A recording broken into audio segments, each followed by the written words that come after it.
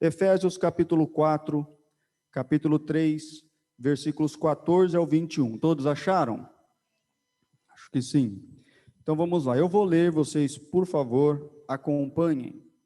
Diz assim o texto bíblico: por causa disto, me ponho de joelhos perante o Pai de nosso Senhor Jesus Cristo, do qual toda a família nos céus e na terra toma o nome, para que, segundo as riquezas da sua glória, vos conceda que sejais corroborados com poder pelo seu Espírito no homem interior, para que Cristo habite pela fé nos vossos corações, a fim de, estando arraigados e fundados em amor, poderdes perfeitamente compreender com todos os santos qual seja a largura e o comprimento e a altura e a profundidade, e conhecer o amor de Cristo, que excede todo entendimento,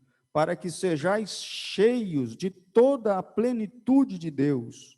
Ora, àquele que é poderoso para fazer tudo muito mais abundantemente, além daquilo que pedimos ou pensamos, segundo o poder que em nós opera, a esse glória na igreja, por Jesus Cristo, em todas as gerações, para todos sempre. Amém. Glória a Deus. Meus irmãos, se eu fizesse só essa leitura aqui, queridos, eu me sinto tão feliz em ler as cartas paulinas, eu já olhando a sabedoria de Paulo e como ele está falando com a igreja de Éfeso, eu já fico maravilhado. Começo a olhar e falar, de onde esse homem conseguia tanta sabedoria? Eu sei, nós sabemos, do Espírito Santo, para falar da forma que ele falava, para ensinar da forma que ele ensinava. Então eu quero falar hoje aos irmãos sobre a oração de Paulo. A epígrafe aqui diz a oração de Paulo pelos Efésios, mas eu quero só colocar esse tema, a oração de Paulo. Nós vamos ver como é que Paulo orava pela igreja e vamos aplicar esta oração aos nossos dias de hoje, porque eu insisto, é urgente que nós oremos. É urgente que nós busquemos a face do Senhor, e eu não vou deixar de bater na tecla, queridos, porque Deus me chamou para isso, para pregar a palavra e para vos direcionar conforme o Espírito Santo fala conosco através da palavra. Então eu quero falar da oração de Paulo, nós vamos ver a oração de Paulo, vamos estudar um pouquinho aqui. Antes de mais nada, como eu disse, você precisa de caneta, senão você esquece. Esta carta aos Efésios, Paulo escreveu quando ele estava preso lá em Roma, aguardando o seu julgamento. Paulo ficou 2 anos preso, numa prisão domiciliar, aguardando julgamento. Mas enquanto ele estava preso, ele estava trabalhando para o Senhor e escrevendo cartas e doutrinando os irmãos e transmitindo palavra de ânimo aos irmãos. Estava igual hoje, irmão, a porta da casa estava fechada, ele não podia sair, igual a gente tem que sair pouquinho, mas a palavra de Deus não está presa. A palavra de Deus não se limita a 4 paredes, e Paulo nem tinha WhatsApp, Paulo nem tinha e-mail, mas ele escreveu para todo lado, escreveu Efésios, Filipenses, Colossenses, olha irmãos, Efésios, Filipenses, Colossenses e Filemon, essas 4 cartas ele escreveu aos irmãos, e as cartas dele tinham um cunho de ânimo, fazer os irmãos não esmorecer na luta, na provação. Então, dada essa informação, se você quiser anotar, Efésios, Filipenses, Colossenses e Filemon, tá bom? Efésios, Filipenses, Colossenses e Filemon, culto de ensinamento. Essas foram as 4 cartas que Paulo escreveu enquanto ele estava preso em Roma. Tá? Então, essas 4 cartas aí. E aqui no capítulo 3, irmãos, ele começa e ele fala e inclusive nós podemos ver que ele estava preso, e ele cita isso, ainda que nas entrelinhas, aqui no capítulo 3 de Efésios. Abre a tua Bíblia aí, não fecha não. Está escrito assim, ó, Efésios 3 e versículo 1.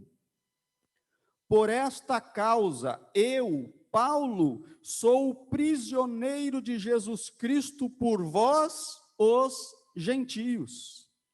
Quando ele menciona que eu sou prisioneiro de Jesus Cristo, ele estava querendo dizer, eu estou preso aqui por pregar o Evangelho, eu estou preso aqui por falar a verdade, mas eu estou preso aqui porque eu fui chamado para pregar o Evangelho para vocês, os gentios. Então Paulo está escrevendo aos irmãos da igreja de Éfeso, que era uma igreja mista, tinha alguns judeus que aceitaram a palavra do Evangelho, a pregação do Evangelho, mas a maioria eram os não-judeus, aqueles que a Bíblia chama de gentios. Sabe quem são os gentios, irmãos? Gentios, se você for olhar no dicionário aí, gentio eram as pessoas selvagens, gentio é o infiel, gentio é o idólatra, gentio é a pessoa irreconciliável, e esta é a definição da palavra gentil. Gentil era todo aquele que não era judeu. Judeu era judeu,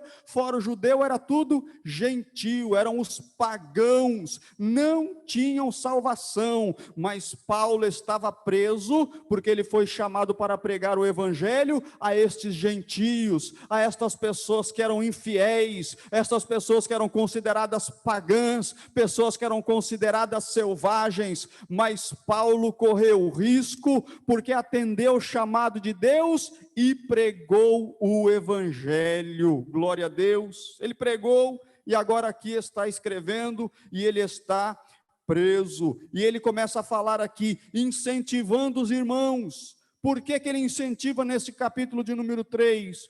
Porque alguns irmãos estavam tristes, você vai ver daqui a pouquinho. Aí acompanha aí Efésios 3 e 6, diz assim, ó, a saber, que os gentios são coerdeiros e de um mesmo corpo e participantes da promessa em Cristo pelo Evangelho. Ele estava dizendo, vocês eram gentios, vocês não tinham direito a nada, direito à salvação, mas agora, vocês gentios, que somos nós, irmãos, nós não somos judeus, nós entramos aqui nessa classe de gentios, agora que aceitamos a Jesus, somos a igreja do Senhor, não considerados mais gentios, mas somos a igreja, o povo de Deus, que está aqui porque ouviu o Evangelho. E aí Paulo está dizendo, vocês os gentios, vocês que eram infiéis, que não tinham direito ao céu, agora vocês são co-herdeiros de um mesmo corpo, aleluia, e participantes da promessa em Cristo pelo Evangelho. Sabe o que ele está querendo dizer aqui, irmão? Ele está dizendo, gente, irmãos, valorizem o que vocês têm agora. Vocês estavam perdidos, mas agora vocês foram achados, e agora vocês são co-herdeiros de Cristo. Co-herdeiro é herdar junto, então herdaremos uma coroa de glória que nós não tínhamos direito, herdaremos o acesso ao céu pelas portas que nós não tínhamos direito, vamos ver ali o rio da vida que nós não tínhamos direito, vamos provar do fruto da vida que nós não tínhamos direito, e viveremos eternamente com o Senhor, andaremos por ruas de ouro que nós não tínhamos direito. Então Paulo está dizendo, irmãos, vocês agora são co-herdeiros de Cristo. Dá para você se alegrar com isso, irmão? Você herdou com Cristo coisas que não tinha direito a herdar. Glória a Deus. É para a gente olhar o texto bíblico, andar de joelho e falar, muito obrigado, Senhor, porque agora eu sou herdeiro com Cristo, co-herdeiro, e nós vamos entrar no céu pelas portas. Glória a Deus. Então Paulo, este é o teor da carta de Paulo, mas os irmãos estavam meio que enfraquecendo a igreja de Éfeso por causa da tribulação, por causa da dificuldade. Então, olha o que Paulo fala no versículo 13, Efésios 3, 13. Portanto, olha só, olha o link, ele fala que ele foi chamado para pregar aos gentios, os gentios não tinham direito ao céu, mas agora têm direito. Aí olha a sequência do assunto, ó. Portanto, vos peço que não desfaleçais nas minhas tribulações por vós, que são a vossa glória. Olha só, tá vendo? Vocês não tinham direito, agora vocês têm direito, então eu vou pedir uma coisa para vocês, ó, não desfaleçam, não se enfraqueçam por causa das minhas tribulações. Eu, Paulo, estou aqui preso, estou passando tribulação, mas não deixa essa tribulação enfraquecer você, irmão. Eu tenho uma palavra de Deus para te falar, neste culto de ensinamento, neste cenário que nós vivemos, onde nós vemos pessoas amigas, irmãs descendo a cova, irmãos descendo a cova, gente doente. Você liga a TV, é só tragédia, é o Covid, é gente que está à espera, 500 pessoas na porta do hospital, esperando uma vaga, só entra quando um lá dentro morre, e quando entra para morrer, porque não tem oxigênio. Olha quanta notícia ruim, quanta notícia desastrosa, mas eu quero dizer a mesma coisa que Paulo falou com a igreja lá em Éfeso: irmão, não desfaleçais, não enfraqueçais por causa das tribulações que o mundo está passando, que a igreja está passando. Não desfaleçam, não enfraqueçam. Se nós não podemos vir aqui no culto, na igreja, para cultuar ao Senhor, não desfaleçam, mas se fortifiquem aí em casa, na palavra, na oração. Não se deixem fraquejar, meus irmãos. A tribulação está batendo na porta, mas quem está com Jesus tem força, quem está com Jesus está fortalecido. Então eu quero te dizer, fazer o mesmo pedido e dar a mesma orientação que Paulo deu: sejam fortalecidos, não se enfraqueçam, não se enfraqueçam. Se a fraqueza querer bater a porta, liga para um irmão crente, liga para alguém que ora e fala: vamos orar por mim que eu estou sentindo fraco. Não se enfraqueça, diz o Senhor para a igreja mais uma vez nesta noite. A oração de Paulo, o pedido de Paulo era: não se enfraqueçam por causa das minhas tribulações. E a palavra de Deus aplicada para nós nessa noite é: não se enfraqueçam por causa destas notícias ruins que nós temos ouvido e que tem aí invadido a nossa mente. Não se enfraqueçam, meus irmãos. Glória a Deus. Aí Paulo, no versículo 14, que foi onde nós iniciamos a leitura, vai estar acompanhando a sequência, né? Por causa disto, ou seja, por causa de vocês, porque eu estou vendo que vocês estão passando por tribulação e estão aí fraquejando. Paulo sabia, falou: por causa disto, me ponho de joelhos perante o Pai de nosso Senhor Jesus Cristo. Ele diz: por causa disso, por causa de vocês, para que vocês não se enfraqueçam, eu me coloco de joelho. Ou seja, eu oro por vocês. Paulo estava orando pela igreja de Éfeso, e eu quero te dizer que aqui há um ministério que ora pela igreja do Parque Novo Oratório, e não somente pela igreja do Parque Novo Oratório, mas pela igreja universal, pela igreja do Senhor. Querido, se você ainda não conseguiu força para orar, seja edificado por esta palavra: tem gente orando por você, tem gente orando pela tua família, tem gente orando pela tua casa. É por isso que você ainda não caiu, porque tem crente assim, ó, de joelho, clamando pela igreja do Senhor. Por causa disso me ponho de joelhos. É por causa de vocês, é por causa de vocês que tem um pastor que ora, tem um ministério que ora, tem um círculo de oração que ora, Tem gente orando e tem ministério orando pela igreja. A igreja está coberta de oração e coberta pela oração. Se você pensa que está todo mundo parado, aí você se engana. Tem um povo orando, tem um povo de joelho, a igreja está clamando. Ore você também, não fique de fora dessa bênção. Dobre o teu joelho também e ore aí em casa. E Paulo diz: por causa disso, eu me coloco de joelhos perante o Pai de nosso Senhor Jesus Cristo. Aí eu quero trazer um ensinamento muito breve aqui. Olha só, Paulo diz que orava ao Pai. Preciso falar isso aqui. É tranquilo. Mas você sabia que tem gente até hoje que não ora da forma correta?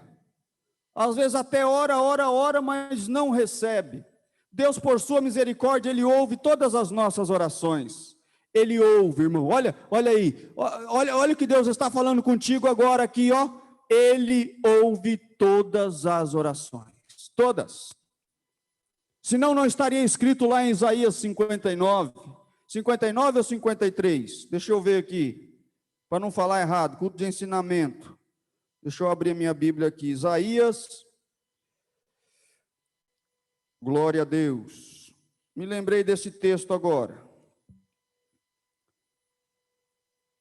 É Isaías 59, que diz lá: eis que a mão do Senhor não está encolhida para que não possa salvar, nem o seu ouvido agravado, tampado para que não possa ouvir. Então, irmão, todas as vezes que você orar, saiba que o Senhor está ouvindo a tua oração. Se você é daqueles que está de joelho diante do Pai, Ele está ouvindo a tua oração. Se por causa da tribulação você chegou a duvidar e falou: eu acho que Deus nem está me ouvindo, Deus está te ouvindo sim, porque o ouvido dele não está tampado. Ele te ouve, Ele ouve a tua oração. Glória a Deus. Receba essa resposta do Senhor aí na tua casa e no teu coração. E Paulo então está orando, e ele está orando ao Pai. Por que me veio à mente, trazer esse ensinamento para os irmãos? Porque eu já vi alguns irmãos bons, irmãos que oram, mas até hoje oram de uma maneira incorreta. Não vou dizer que é uma maneira errada, não existe uma fórmula mágica, uma fórmula secreta que Deus vai atender a oração só se orar desse jeitinho quadradinho, não. Mas vou ensinar para vocês, deixa eu comentar com vocês. Toda oração que você fizer, você tem que dirigir ela ao Pai. Como Paulo orava: por causa disso me ponho de joelhos diante do Pai, perante o Pai. Por quê, irmãos? Porque toda oração que nós fazemos, ela é dirigida ao Pai, no nome de Jesus. Já vi muita gente boa que ora, e no final fala assim: é isso que nós te pedimos, em nome do Pai, do Filho e do Espírito Santo. Então pediu para quem? Está entendendo, irmãos?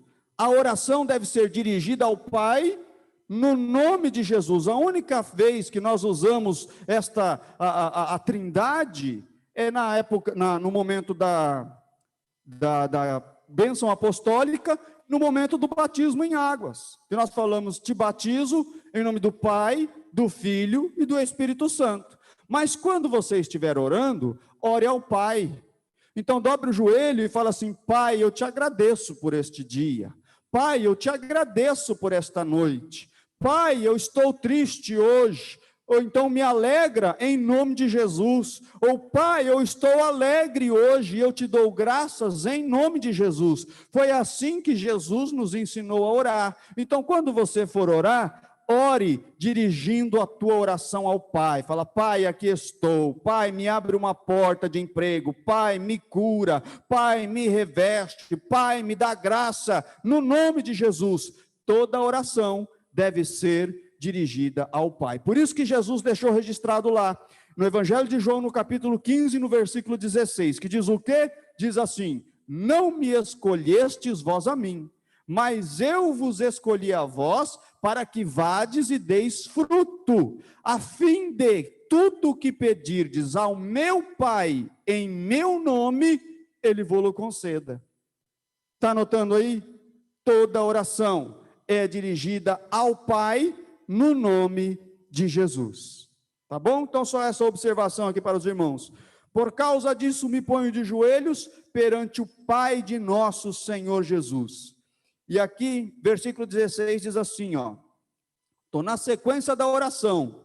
Desde lá do começo, Paulo estava preso, falou para os gentios que tinham direito à herança, portanto, vocês não enfraqueçam. E aí no versículo 16, para que, então, por isso eu oro por vocês. Aí por que ele orava? Ó, para que, versículo 16, segundo as riquezas da sua glória, vos conceda que sejais corroborados. Palavra bonita, né? Corroborado. Quando você encontrar um irmão, fala assim, irmão, que você seja corroborado pelo Espírito Santo. Ele vai falar, parabéns, bonita palavra. Se ele não te perguntar nada, irmão, passa desapercebido. Agora você fala, tá bom, irmão, mas o que é corroborado? Aí você fala, peraí, eu não sei. O pastor Silas falou lá no culto de doutrina que era para eu cumprimentar você e falar, seja corroborado pelo Espírito Santo. Ser corroborado, a linguagem de Almeida corrigida, ela é muito arcaica.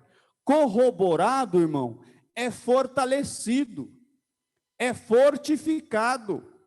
Então Paulo estava dizendo, olha, eu estou preocupado porque vocês podem enfraquecer por causa das minhas tribulações, mas é por isso que eu estou orando, para que vocês sejam corroborados, ou seja, fortalecidos. Esta tem sido a nossa oração pela igreja, irmãos. É a mesma oração que Paulo fazia pela igreja. Senhor, o povo está enfraquecendo por causa da tribulação, mas fortalece eles onde eles estão, Senhor. Entra dentro da casa deles. Senhor Deus, desperta o teu povo. Não deixa eles enfraquecer, não deixa eles cair. Senhor, enche a casa deles com a tua presença, para eles ser fortalecido. E é o que Paulo estava dizendo aqui, ó, eu estou preocupado porque vocês estão enfraquecendo, mas eu estou orando para que ele vos conceda que vocês sejam fortalecidos, corroborados com poder pelo seu espírito interior, ou seja, que o Senhor Deus fortaleça a tua vida pelo seu Espírito Santo. Era isso que Paulo estava orando, e eu quero aproveitar, irmãos, e ministrar esta bênção para os irmãos. Eu quero ministrar fortalecimento do Espírito Santo na tua casa, na tua vida. Seja fortalecido aí, meu irmão, seja fortalecida aí, minha irmã, no nome de Jesus, que o Espírito Santo haja no teu interior, que o Espírito Santo te levante, que o Espírito Santo te faça, irmão, fortalecido, corroborado no Senhor, amém. Glória a Deus.